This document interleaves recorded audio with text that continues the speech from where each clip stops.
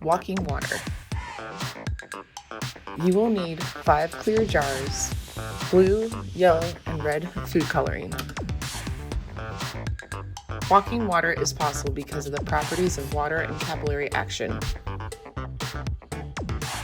Capillary action is how water travels through a porous material, like how plants move water from their roots to their leaves.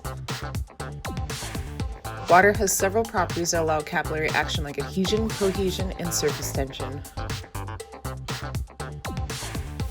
Water molecules like to stay close together, which is the force of cohesion.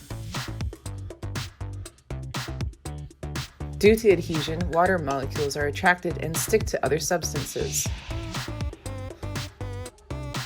The water climbs up the towel and drags the other water molecules with it. You can see how the colored water magically climbs up the towel, defying gravity, all thanks to water's atomic structure.